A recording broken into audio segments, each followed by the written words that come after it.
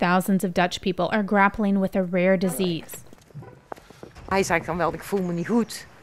Maar hij ging gewoon aan het werk en hij bleef gewoon doorgaan. Terwijl ik goed kon zien dat er echt iets aan de hand was. Ja, dat is heel erg. Truck driver Frank Van Lent's delivery days might be over. Now he has just enough energy to walk his dog. His symptoms began 10 months ago. Moe, koorts. En op een gegeven moment dan, je krijgt hoofdpijn en spierpijn en gewrichtspijn, hartklopping. Van Lent's doctor was stumped, and Van Lent was frustrated. Ik weet het niet. Ik durf niet te zeggen. Weet ik niet. Weet ik niet. Was nog niet genoeg bekend. Was denk ik nog niet genoeg bekend en ja. Then he heard on the radio about an outbreak of an illness transmitted by livestock. Ja, ik was maar een suggestie, dus ik wist het zelf ook niet. He was right. The diagnosis? Q fever, caused by a bacteria so infectious and resistant that the U.S. Centers for Disease Control and Prevention considers it a potential terrorist threat. Jos van de Sande heads the infectious disease unit at the local public health department. Het is altijd een beroepsziekte geweest. Een beroepsziekte van farmers, van slachthuispersoneel, dierenartsen. That's changed. In 2007, the Netherlands had fewer than 200 cases of Q fever. Last year, it had more than 2,000. At least 9 people have died. Most of these people have no connection at all to farms. En nu is het eigenlijk, die Q-koorts is door de wind verspreid en is de hele bevolking is getroffen. Normaal is het altijd het directe contact geweest tussen beest en mens wat voor de Q-koorts gezorgd heeft. Waarom dat nu niet is, dat is niet helemaal bekend. The Dutch government has cracked down on what is believed to be the source of the problem, the growing number of goat farms. Jeanette van de Ven's milk goats would normally be louder this time of year. We're going to the stables. Over there you see the stable for the younger stock. Normally this time of year it would be filled with young lambs born in this time of the year. But nowadays it's very quiet.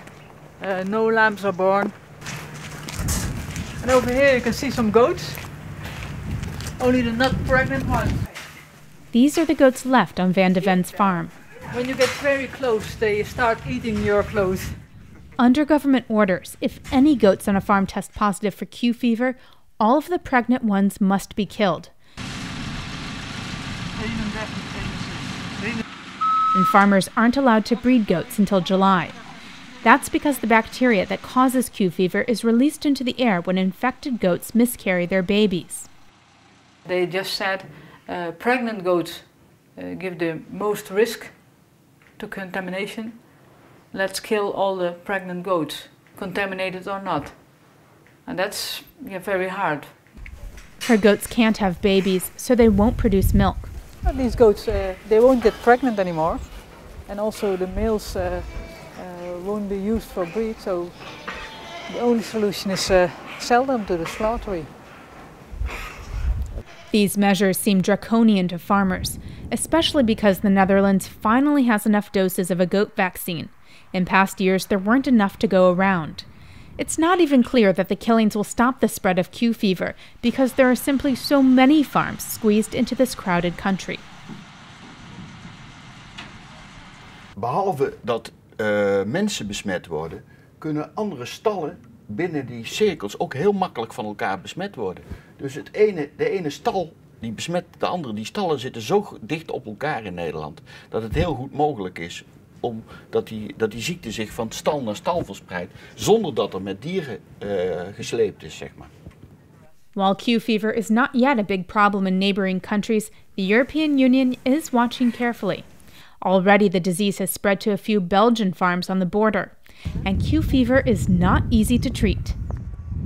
Ik dacht bij mijn eigen van, toen de diagnose was gesteld van je hebt Q-koorts en ik denk antibiotica en ik ben er vanaf en ik ben over een week, 2 weken ben ik weer de oude, maar ja, helaas nog steeds niet.